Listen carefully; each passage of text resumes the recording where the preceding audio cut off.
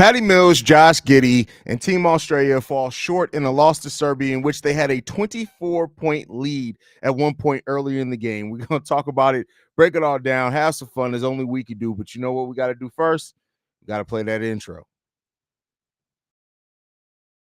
Tuned in to Chicago Bulls Central, your number one place for all Chicago Bulls news and content. I see red, I see red, I see red, I see red, yeah, I see red, I see red, I see red, I see red. What's going on, Bulls fans? Welcome to another episode of Chicago Bulls Central, your number one spot for everything Chicago Bulls related. My name is Haize, but more importantly, you guys can follow the channel at Bulls Central Pod on every social media platform we happen to be on.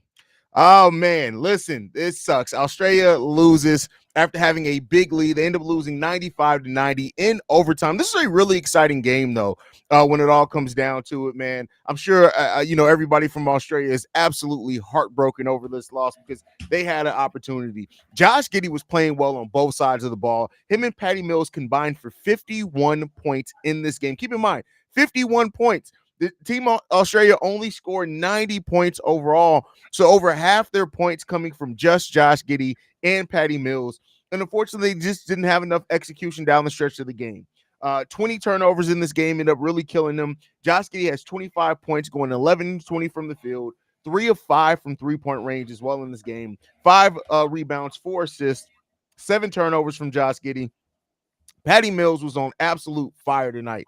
11 of 21, 2 for 5 from three-point range, 26 points, 3 rebounds, 2 steals in this game. But when it comes down to it, the MVP, Nikola Jokic, just played like an MVP in this game. Down the stretch of this game, especially in that overtime period, getting key rebounds, a steal, and hitting a big three for Serbia in this game. He scores 21 points. Serbia ends up coming out on top in this game. They advance. Unfortunately, Australia is eliminated. And it just is what it comes down to it. But when you look at the things that matter to the Bulls in this, and for any Bulls fans that have been watching this, I think we got a nice snapshot in this Olympic period over the strengths and weaknesses of Australia. And I think that that's a good thing to have, right? If you're able to get kind of that perspective on who Josh Giddey is going to be, this was a fair one, I think, where you could take a lot of it. When you look at his strengths and the things that he did well, the things that he did bad, right?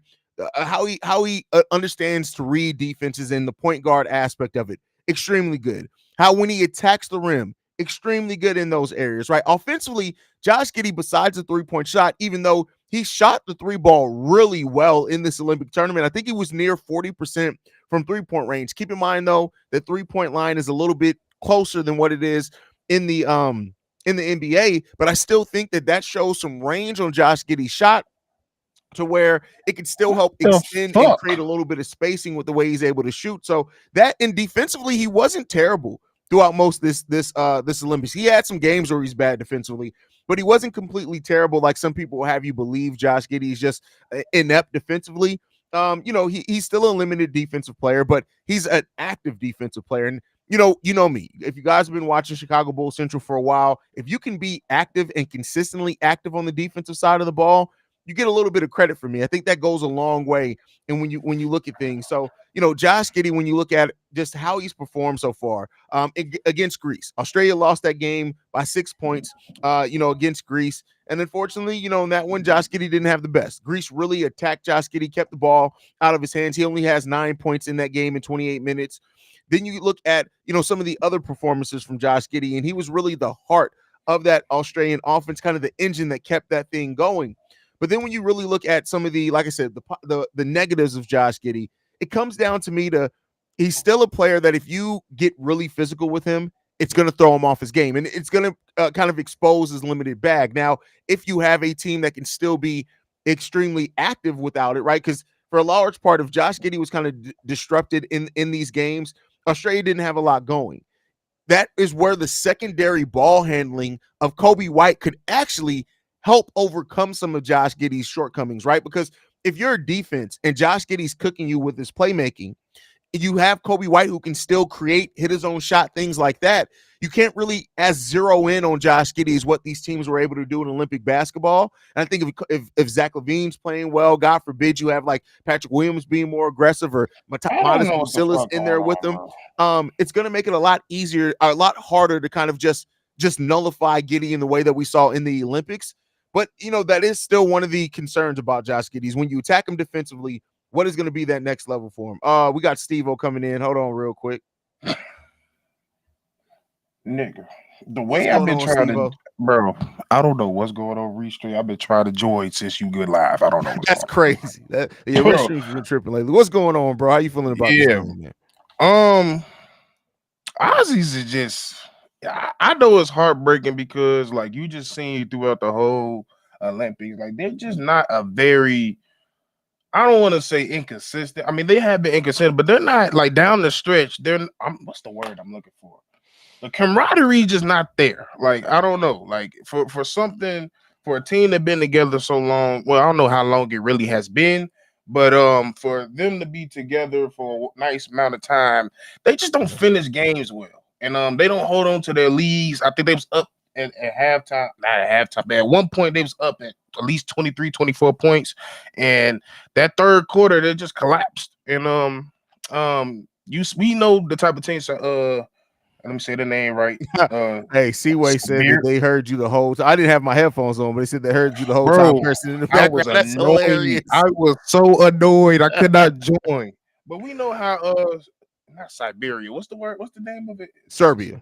Serbia. We know how Serbia is as a team. They're with it all the way to the win. Bogdanovic hold it down for the nice majority of this game. But like you said, Joker was Joker at the end of the day. Joker was MVP Joker, I might say. At the end of that overtime, he said, I'm tired. I don't feel like doing this no more. Jump hook. Even when he came back, he came down, turned the ball over, came right back, got it back, and then went right to the post, went into work, got the jump hook, came back down, and got the fade up 3 points, game over.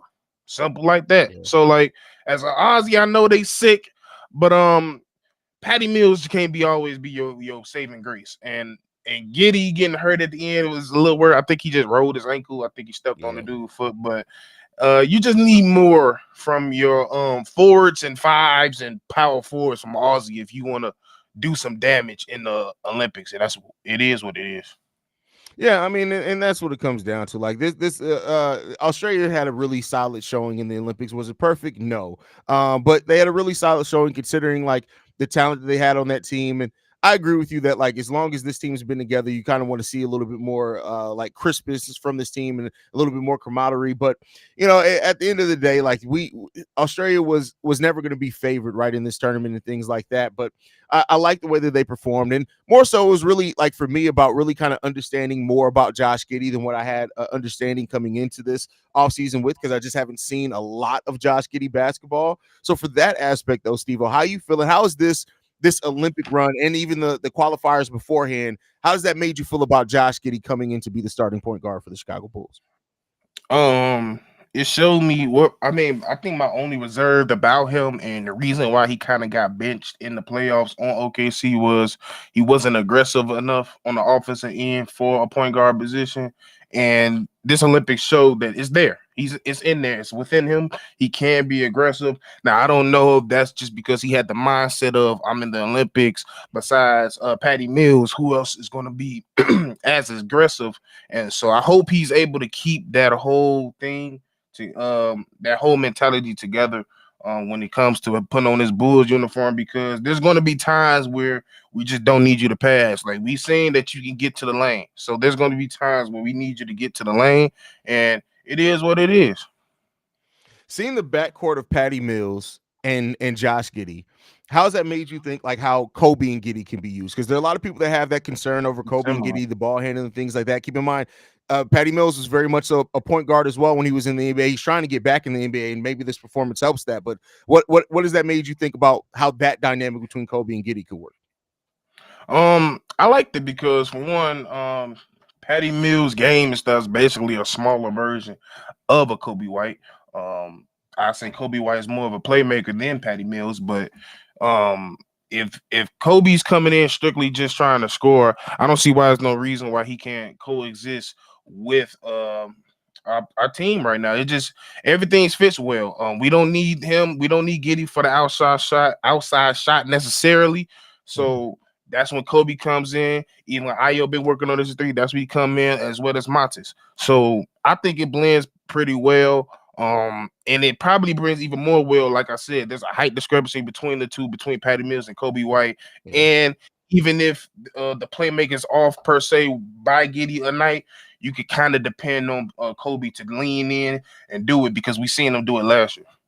Yeah. Yeah, I mean, it's that, and the people that share that understand it, but like we've seen Kobe play last year with a very ball dominant player in DeMar DeRozan, and the difference is that Giddey is a much better playmaker than what DeMar DeRozan is. So I'm not saying that it's just going to be a seamless. They're going to have to figure it out, figure out their balance, and that's what training camp is probably going to be largely built around. But there's a lot of reason to think that there is something there to where they're going to be able to be a solid backcourt. Go ahead.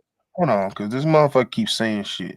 Come up with a new thing, because your name is Drenched Attire. That means your attires are shit. Go, you probably at McDonald's trying to make my motherfucking McGriddles. Go back before they clock your dumb ass out. Continue. But yeah, so like, and I've this watching Josh Giddey this closely over this is show me a lot of just how good he is at reading defenses. His basketball IQ is through the roof. And we just need to see how that's going to coalesce with this Chicago Bulls team and what they need. And if I truly believe this team's going to be running with the ball a little bit more, getting out to a quicker pace. The Bulls were 28th in pace last season. If they're going to be more respectable towards the middle of the pack, pace-wise, I think that's going to unlock a lot of Josh Giddey's game for sure. Yeah, so. I'm not one of too many's worried about Josh Giddey's production, because we seen what he was in Australia. We seen what he was when he came into the league.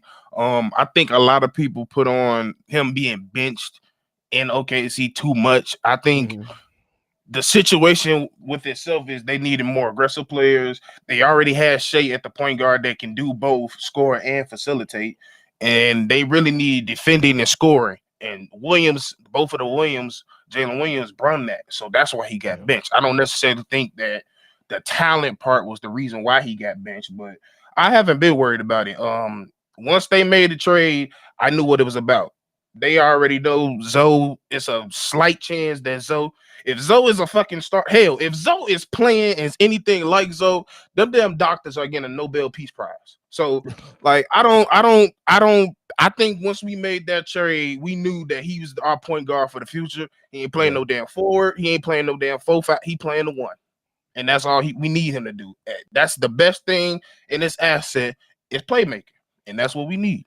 Yeah, and I think that anybody who says like, "Oh, we'll start Josh Giddey at the 3," or he could, it's like you haven't actually watched his game. You're just looking at his height and trying to figure out a way that you can still get another player that you want to start somewhere. Where no, Josh Giddey is, if nothing else has been exposed, he's a point guard and a point guard only. That's it. That's what he is. He's a point guard. He's not a shooting guard. He's not a 3. The height be damned. He's a point guard. That's his best skill right now, and that's the main thing that unlocks most of his game. Now, I will say this as well. The 3-point shooting, get him with Peter Patton. Like, he's already improved his 3-point shot every year. If he can just start being a respectable 3-point shooter, he's going to open it up, but he's never going to all of a sudden be this guy who's just shooting a bunch of threes at a high level. He's just never going to be that.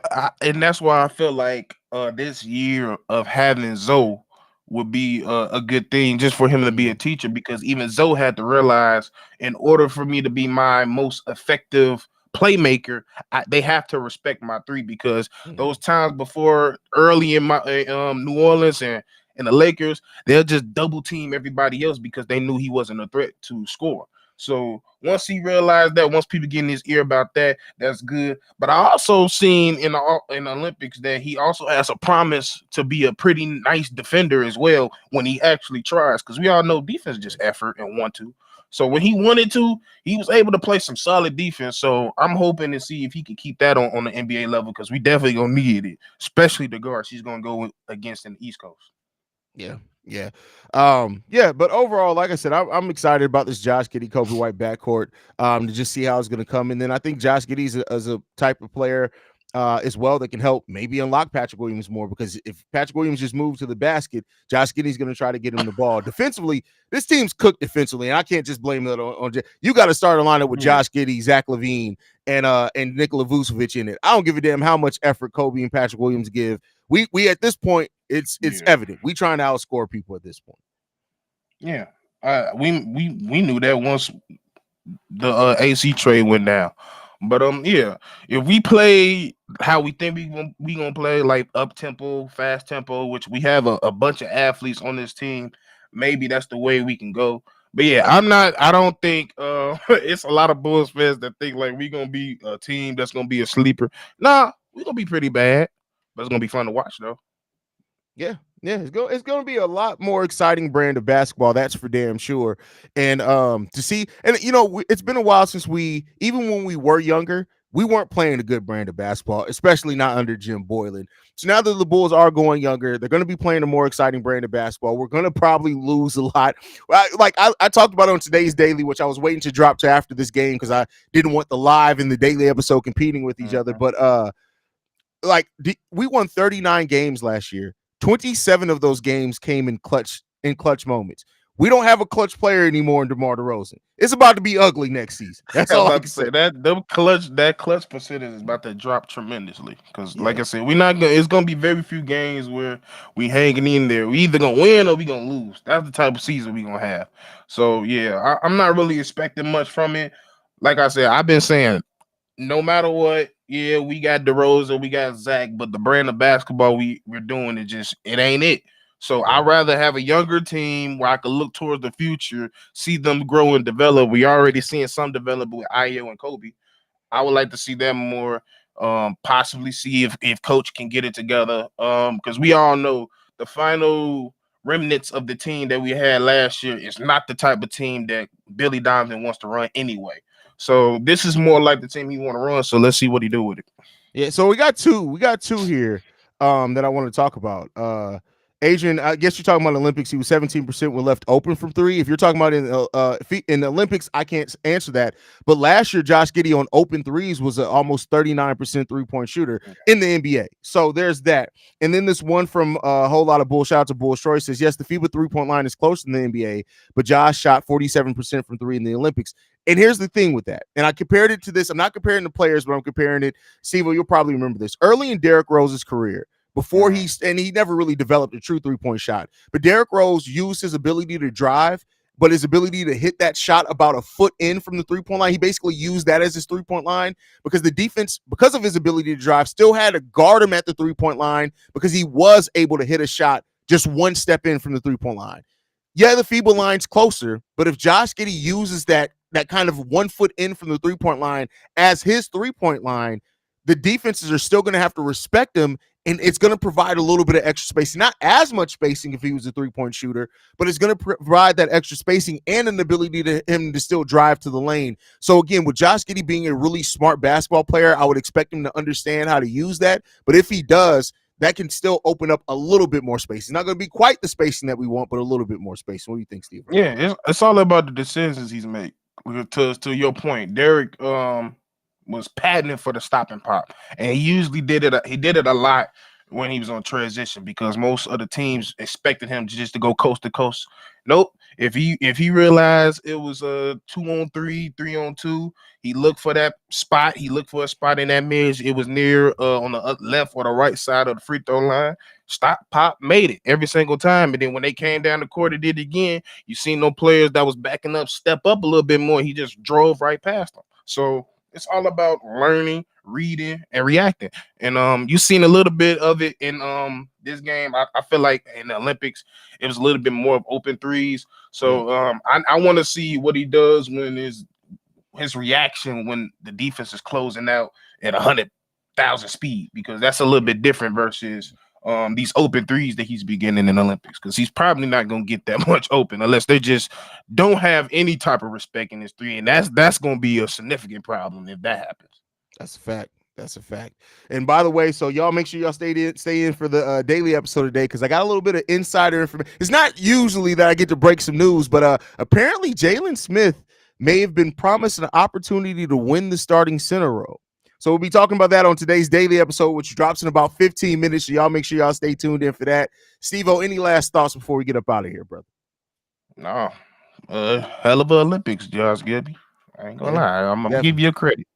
Definitely solid production from Josh Giddey. And now hopefully again that twisted ankle is nothing serious. He was limping off the court towards the last couple of seconds there. Let's hope that it's nothing serious. So prayers up to Josh Giddey on that one. We don't need another point guard coming in with the injury. We just don't need that. So let's hope that that's the case. But other than that, man, guys, thank you so much for support. Us, covering Australia during this Olympics. You guys have really been turning out for these videos. I'm actually surprised, but I love you guys, man. You guys make sure you guys can follow us at Chicago at Bull Central Pod. You can send us any feedback, questions, comments, concerns, bullcentralpod@gmail.com. Lastly, if you want to leave a text message and our voicemail for the mailbag, the number to do so, 773-270-2799. We're the number one spot for everything Chicago. Hey, Jamal, I can't read the comments this one. This is a work day. I am clocked in at work right now. Love you guys. Go Bulls. See you, Rich, y'all.